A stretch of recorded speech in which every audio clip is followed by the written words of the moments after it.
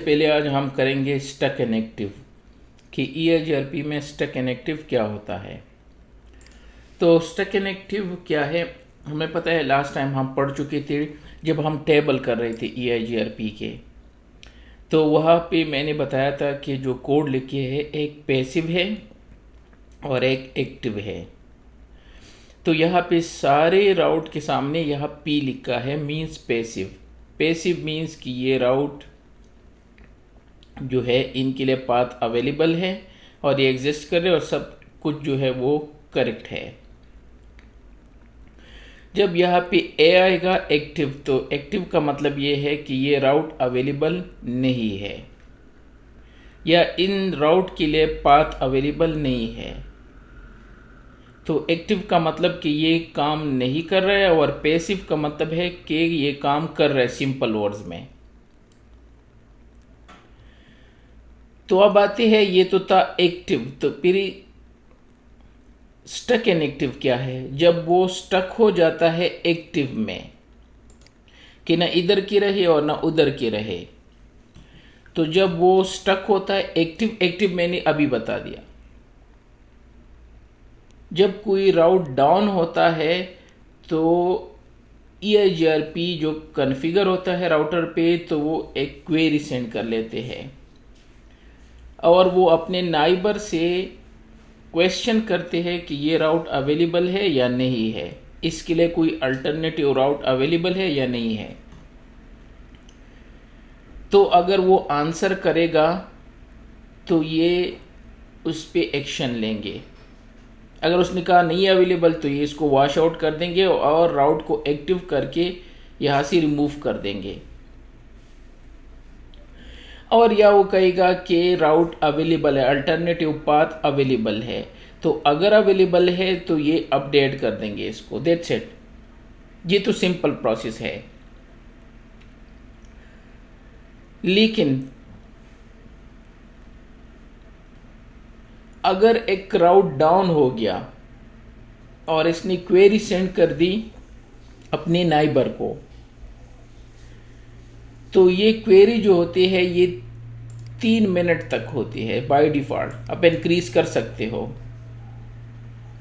तो अगर 3 मिनट तक उसके नाइबर से आंसर नहीं आया तो ये राउट को स्टक इन एक्टिव स्टेट में ले जाएगा। SIA भी इसको कहते हैं, स्टक इन एक्टिव, जो कि यहाँ पे भी अवेलेबल होता है। स्टक इन एक्टिव ये है SIA स्टेटस। जब S लिखा हो यहाँ पे तो इसका मतलब है स्टक इन एक्टिव। तो 3 मिनट तक के लिए ये वेट करेगा अपने नाइबर से यस या नो में आंसर देने के लिए। अगर वो 3 मिनट तक यस या नो में आंसर नहीं कर पाता तो ये राउट को स्टक इन एक्टिव में ले जाते हैं।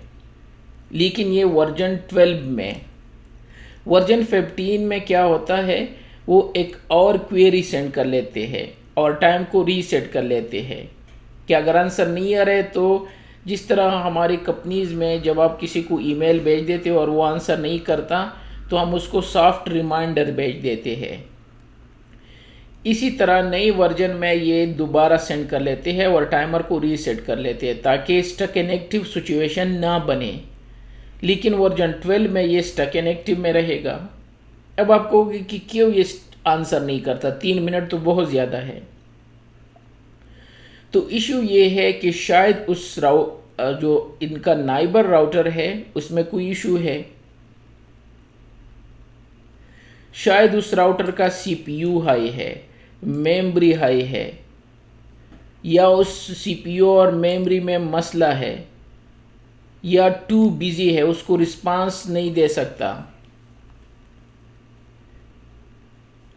या शायद उसका केबल जो है उसमें मसला है, उस राउटर में कोई इशू है,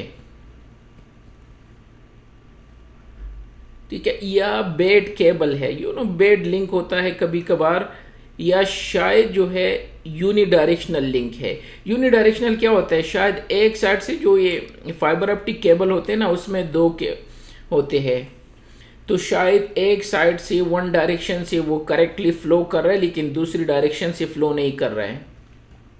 और इसी तरह बहुत सारे इश्यूज हो सकते हैं कि जो इसका नाइबर राउटर है वो रिप्लाई नहीं कर रहा है। तो जब रिप्लाई नहीं आ रहा है तो ये नाइबर इस राउट को स्टक इनएक्टिव डिक्लेयर कर देगा कि भाई मुझे अभी तक रिप्लाई नहीं आई, मैं वेट कर रहा हूँ। तो इस वजह से मैं इस राउट को स्टक इनएक्टिव में ले जाता हूँ, मैं स्टक हो चुका हूँ एक्टिव में। That's it. अब आती इसका एक स्मॉल सा लैब कर लेते हैं ताकि मैं आपको शो कर सकूं। तो हम 3 राउटर लेंगे, एक R1, R2 और R3। R1 R2 से कनेक्टेड है 00 इंटरफेस से और 12.1 R1 की आईपी है और 12.2 R2 को असाइन करेंगे। R1 में एक लूप बैक बना देते हैं 111 के नाम से और यहाँ पे 333 एक लूप बैक इंटरफेस क्रिएट करेंगे और R2 R3 से कनेक्टेड है 192.168.2.3 तो 232 और 233 यहाँ पे असाइन करेंगे। इसके बाद हम क्या करेंगे, R1 और R2 में हेलो टाइमर जो है डेड टाइमर जो होल्ड टाइम होता है EIGRP का वो इंक्रीज कर देंगे 7000 8000 इस तरह कुछ असाइन करेंगे।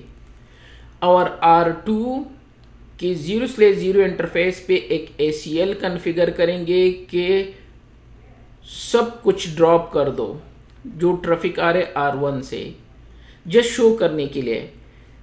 तो R1 से ट्रैफिक जो है वो ब्लॉक हो जाएगा लेकिन नाइबरशिप तो ऑलरेडी बना है।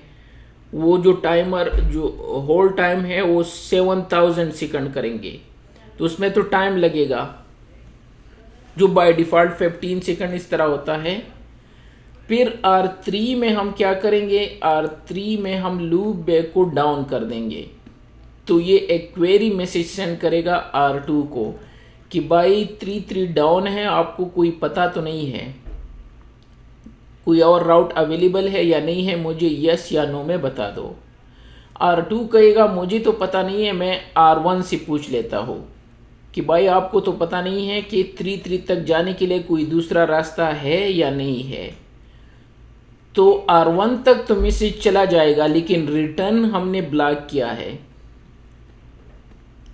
तो जब रिटर्न ब्लॉक है तो R2 क्या करेगा, इस 33 राउट को यह स्टक इनएक्टिव डिक्लेयर करेगा, कहेगा कि भाई 33 तक जाने के लिए अभी तक मुझे कंफर्मेशन नहीं है कि इसके लिए राउट अवेलेबल है या नहीं है क्योंकि R1 ने 3 मिनट हो गए और अभी तक रिप्लाई नहीं की है। तो जाते हैं यहाँ पे सबसे पहले। अच्छा याद रखना इसके लिए हम जो राउट यूज़ करेंगे वो 36 मॉडल के राउटर या 37, आपकी मर्जी में से कोई भी यूज़ कर सकते हो।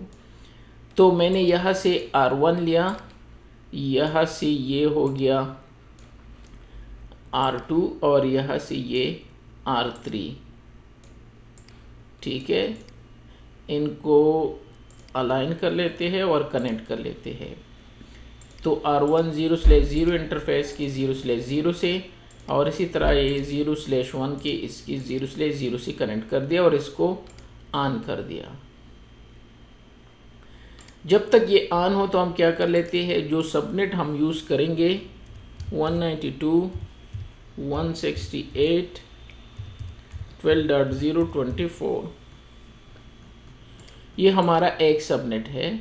इस साइड पे हम ये यूज़ करेंगे और इस साइड पे 23 हमने डिसाइड किया। 2 to 3 मीन्स आपकी मर्ज़ी, कुछ भी यूज़ कर सकते हो। राउटर ना ऑन होने तक इसलिए मैं यहाँ अपने आप को बिज़ी कर रहा हूँ। तो यहाँ से फिर ये करेंगे हम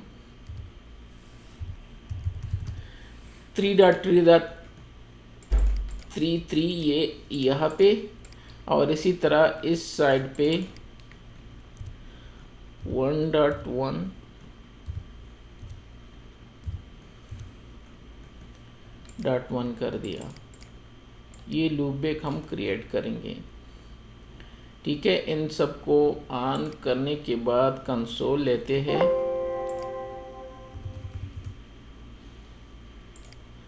तो ये रहा R2 और ये R3 है।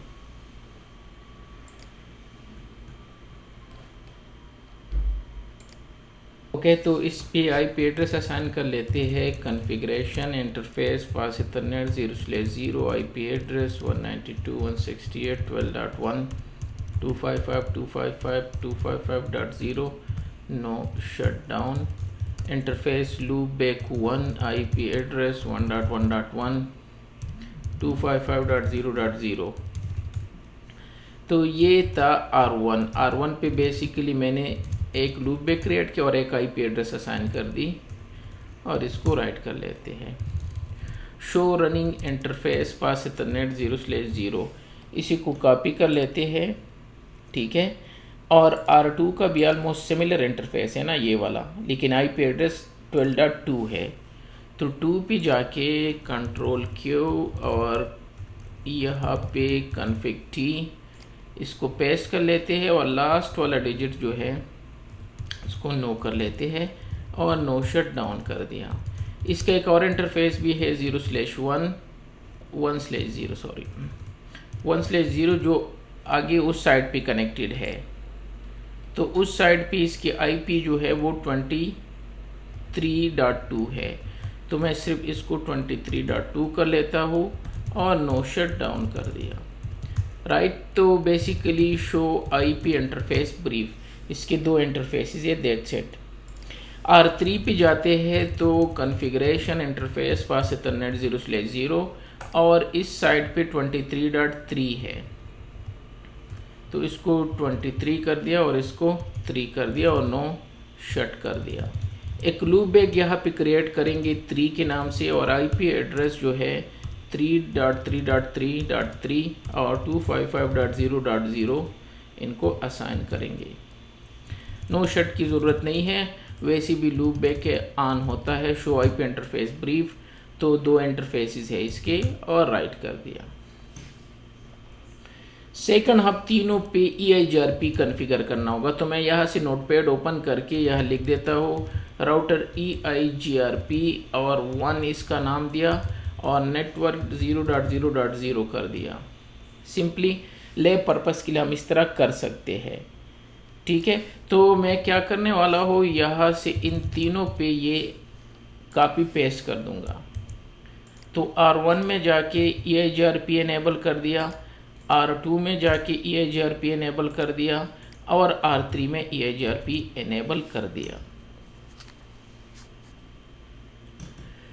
लेकिन एक काम हम और करेंगे, मैंने जिस तरह कहा था कि यहाँ पे जो होल्ड टाइम है वो इंक्रीज करेंगे इस इंटरफेस पे।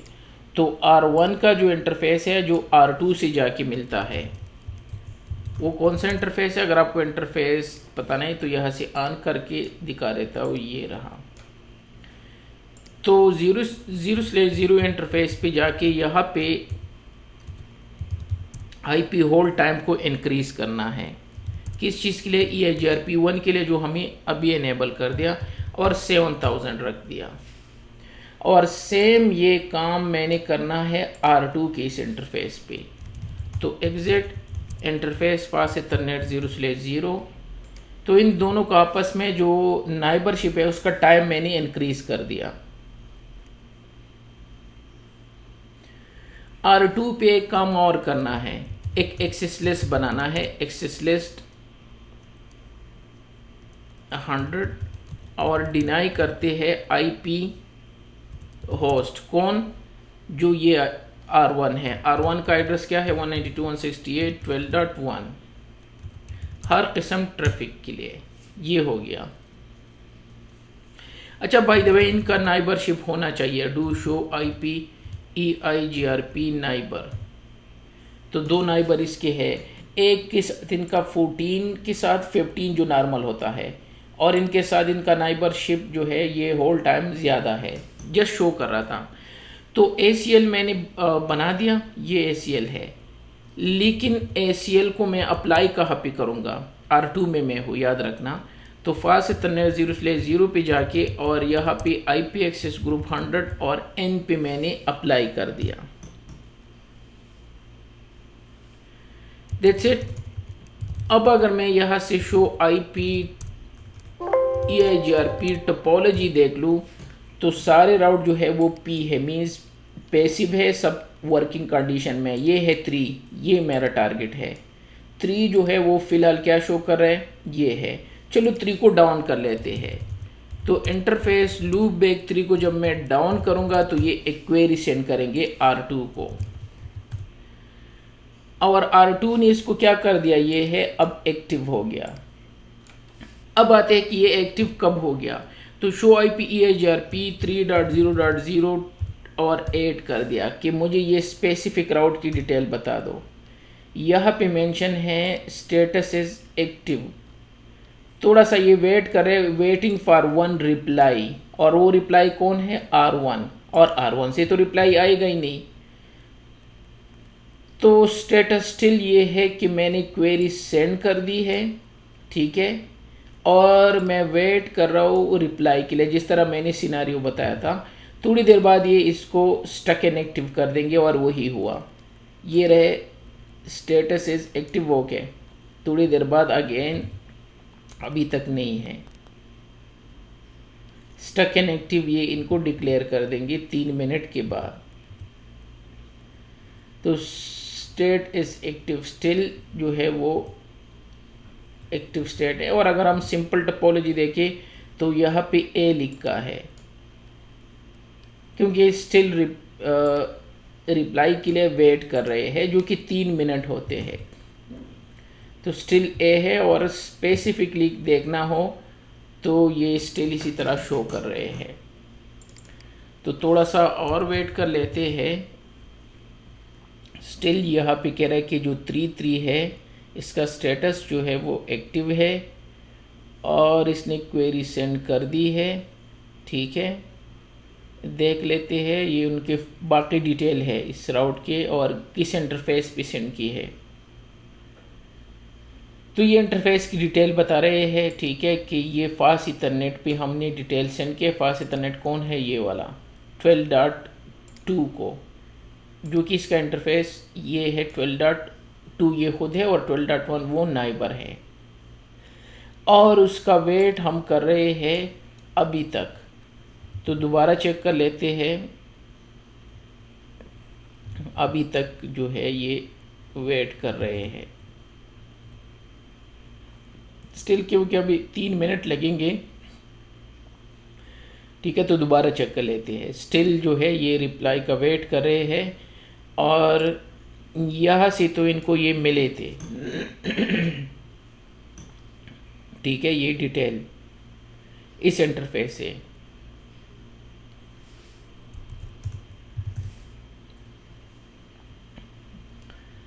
अभी और वेट करना होगा।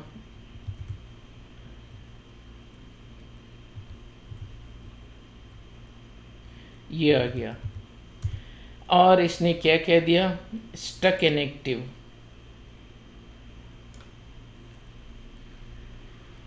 वैसे इधर शो भी करना था स्टक इनएक्टिव, एनीवे इसने क्या कर दिया कि मसला ये है SIS स्टक इनएक्टिव, कि ये राउट जो है मैं इनको डिक्लेयर कर रहा हूँ स्टक इनएक्टिव में, और बाद में इसने क्लीन अप कर दिया, और ये हमारा है स्टक इनएक्टिव। तो इसको कहते हैं स्टक इनएक्टिव। जब इसको नहीं मिल रहा तो इसने अभी वॉश आउट कर दिया। बाय द वे इसके पास स्टिल होना चाहिए, और ये स्टेटस होना चाहिए S, लेकिन एनी हाउ बाद में इसको वॉश आउट कर देते। तो ये था कॉन्सेप्ट स्टक इन एक्टिव का। तो टोपोलॉजी टेबल में 2 टाइप के राउट होते हैं, पैसिव और एक्टिव। पैसिव मीन्स जो वर्किंग में होते हैं, और एक्टिव मीन्स जो वर्किंग में नहीं है या राउट अवेलेबल नहीं है। और मैसेज तो हम कर चुके थे, update message, query message, reply message, reply status R लिखा होगा, और लास्ट में जो रह गया था इस टोपोलॉजी टेबल में वो था SIA स्टक इन एक्टिव।